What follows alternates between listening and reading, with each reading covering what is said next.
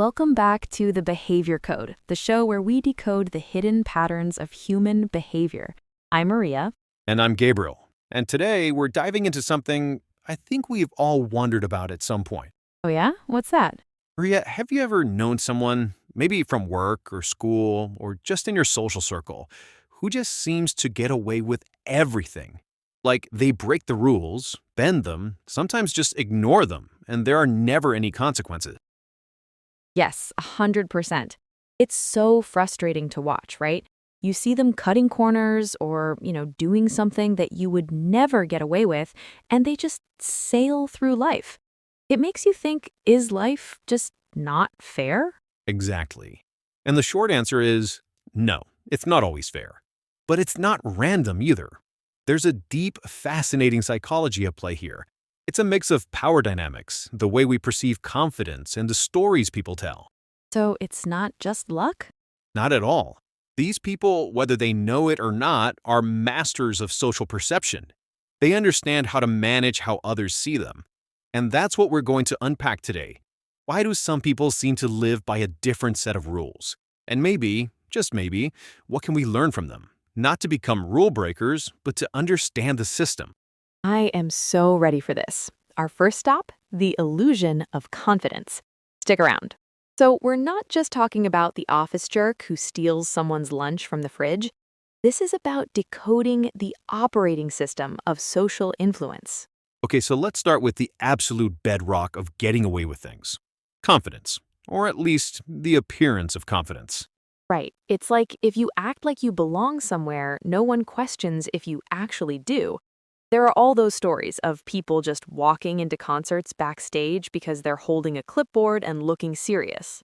Exactly, it's the clipboard effect. Our brains are wired for cognitive shortcuts. We see someone acting decisively and with total self-assurance, and our immediate assumption is, oh, they must know what they're doing. Yeah, it's a heuristic, a mental shortcut. It is, and it's a powerful one. Think about it from a social survival standpoint. We don't have time to vet everyone's credentials for every single action. So we use proxies, and confidence is one of the biggest proxies for competence. So if someone, say, takes the best parking spot at work, the one that's unofficially the CEO's, and they do it with this complete lack of hesitation, just pulling right in like they own the place, most people's reaction isn't, who does he think he is?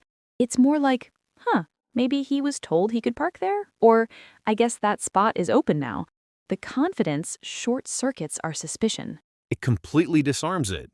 Hesitation is what triggers suspicion. If you approach a door and you're kind of fumbling with the handle, looking over your shoulder, security is going to notice you. Right.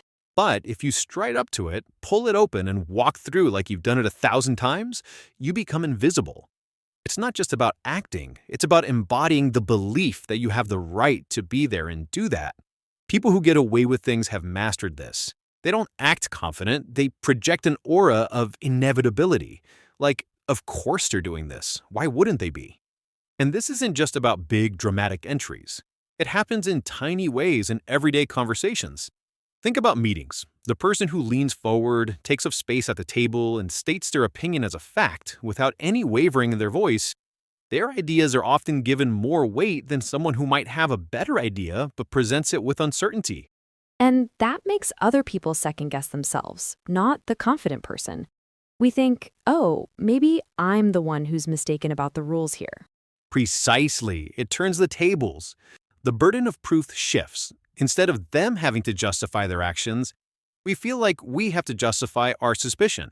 And most of the time, we're too, non-confrontational to do that. That's so true. We'd rather assume we're wrong than create an awkward situation. And they count on that. It's a fundamental exploitation of social harmony. They know that we're programmed to avoid conflict, especially over small things.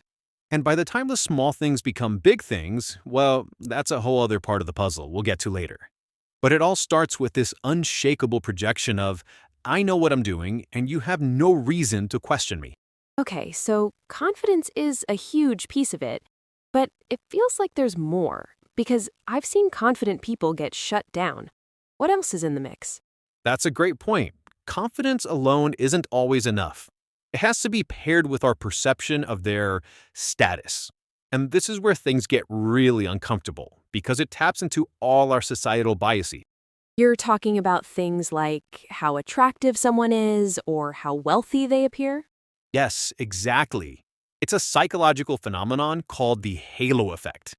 It's this cognitive bias where our overall impression of a person influences how we feel and think about their character. Okay, break that down. So, if someone is physically attractive, we unconsciously assume they are also more intelligent, kind, and successful than someone less attractive. It's not fair, it's not logical, but study after study confirms it. The same goes for wealth, right? If someone drives an expensive car and wears designer clothes, we assume they're important and probably smart. Absolutely. We defer to them. We give them the benefit of the doubt. Think of a well-dressed man in a suit confidently striding into an office building. He gets a nod from security. Now, picture someone in torn jeans and a hoodie trying to do the same thing with the same level of confidence. Who's more likely to be stopped? The person in the hoodie, every time. Right. Their perceived status, or lack thereof, negates their confidence. The halo effect works both ways. We see one good trait, like wealth or beauty or a powerful job title, and we automatically assume other good traits, like trustworthiness and integrity. So, when someone with high status breaks a small rule, we're more likely to rationalize it for them. We might think, oh, they must be so busy and important, they probably just forgot, instead of, wow, what a jerk. You've hit the nail on the head. We create a narrative that fits our bias. A successful CEO who's rude to a waiter isn't seen as a bad person, he's seen as a demanding visionary who's under a lot of pressure. We reframe their negative actions to preserve our positive overall impression. This is how social hierarchy dictates consequences. The rules are technically the same for everyone, but they are not applied the same. Status acts as a buffer. It's a shield that deflects accusations and softens consequences. When someone with high status gets caught doing something wrong, the first reaction is often disbelief or a search for an excuse on their behalf. Whereas someone with low status, Their mistake is seen as proof of their already suspected negative character. It confirms the bias. So when you combine that unshakable confidence we talked about with the powerful shield of high status, you get someone who seems untouchable. They operate in a different social reality. So we have confidence, we have status, but even with those two things, you can't just walk in on day one and do something outrageous. People who are really good at this, who get away with things consistently over the long term, they use another strategy. They start small. it's the boiling frog analogy, isn't it? If you drop a frog in boiling water, it jumps out. But if you put it in cool water and slowly turn up the heat, it doesn't notice until it's too late. That's the perfect analogy. They don't start with the big, fireable offense. They start with the tiny, almost unnoticeable infraction. Like what? Give me an example. Okay, so at the office, maybe first they start showing up 5 minutes late. No one says anything. Then it becomes 10 minutes. Then they start taking slightly longer lunch breaks. It's all just on the edge of what's acceptable. Then maybe they use the company printer for a personal project. It's just a few pages. Who's going to make a fuss about that? Then they start padding their expense report by a few dollars here and there. Each step is just a tiny bit further than the last. And because no one called them out on the first small step, it becomes harder and harder to call them out on the next one. Exactly. You feel like, well, I didn't say anything when they were 10 minutes late. How can I say something now that they're 15 minutes late? It feels petty. You've already implicitly accepted the previous behavior. So you're creating a new normal. They are creating a new normal for themselves. It's a concept in sociology called the normalization of deviance. They slowly stretch the boundaries of what is acceptable behavior, and through inaction, the group around them slowly accepts it. By the time they're doing something really out of line, like, say, taking a whole day off without logging it, it feels like a natural progression of what was already happening. It doesn't trigger the same alarm bells as it would if they'd just done it out of the blue. Right, it's a calculated escalation. Each transgression serves as a test. Can I get away with this? If the answer is yes, that becomes a new baseline, and they push from there. It's insidious because it makes everyone around them complicit in the rule breaking. Wow, yeah, the complicity part is huge. Because if you finally decide to speak up, you're not just questioning their latest action, you're questioning this whole pattern of behavior that everyone, including yourself, has been letting slide for months. And that's way more uncomfortable. It implicates the whole team or the whole culture. So it's easier to just keep letting it go. It's a masterful way of manipulating group dynamics to create a personal bubble where the rules don't apply. Okay, I see the pattern: confidence, status, and a slow escalation. But there's another piece to this that I've noticed. These people, they never seem to ask for permission. That's it. That is a core tenet. They operate on the principle of it's easier to ask for forgiveness than to get permission. Although, frankly, most of them don't even bother asking for forgiveness. Right. They just do the thing, while the rest of us are drafting emails asking if it's okay or waiting for the right moment to bring it up in a meeting. They've already done it. And in doing so, they completely change the dynamic. Think about it. When you ask for permission, you're handing over power to someone else.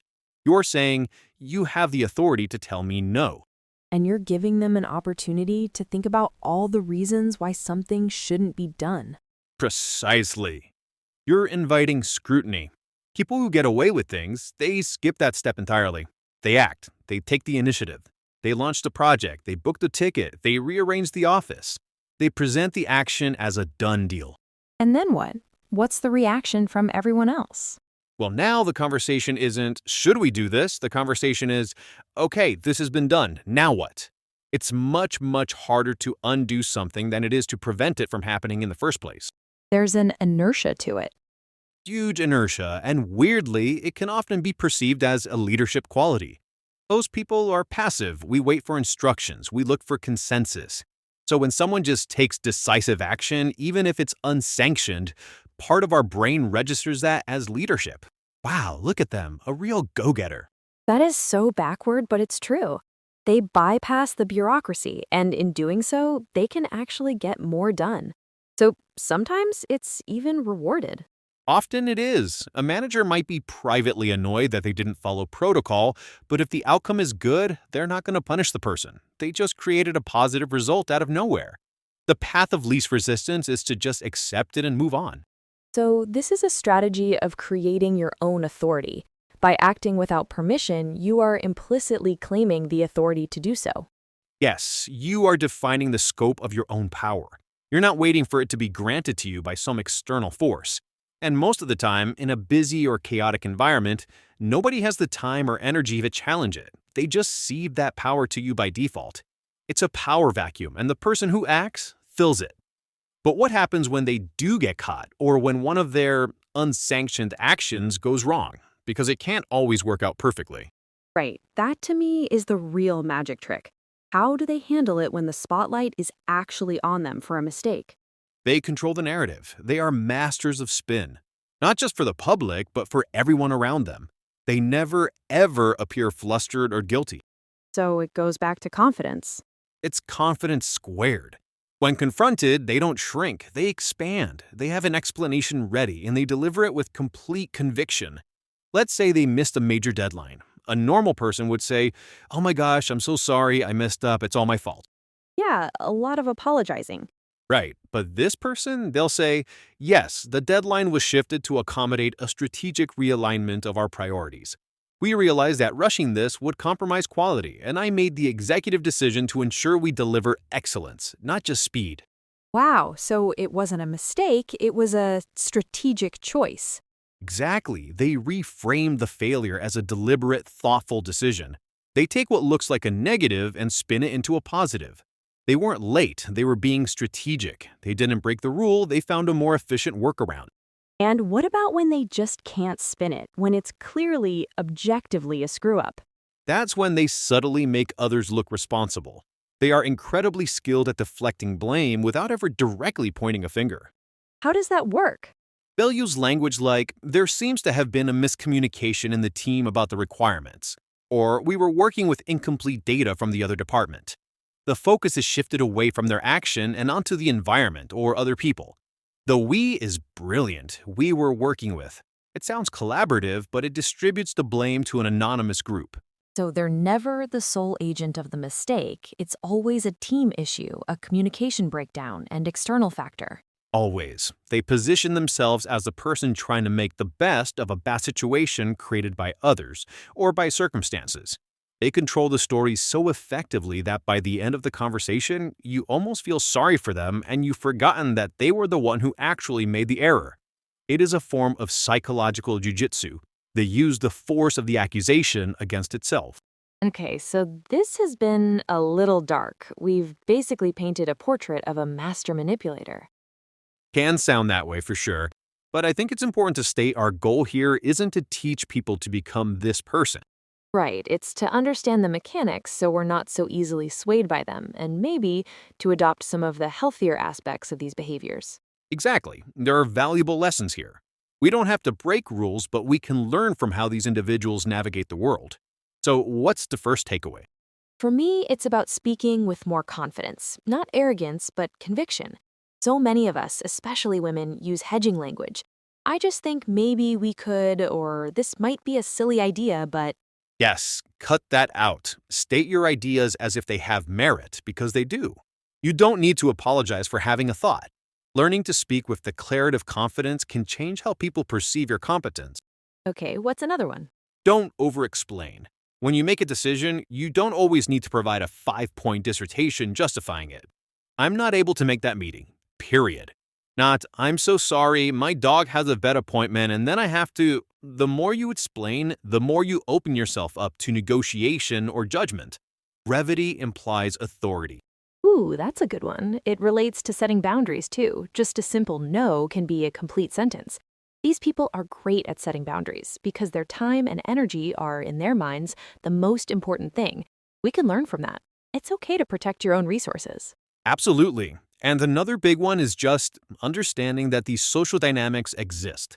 Don't be naive. Pay attention to the currents of power and perception in your workplace or social groups.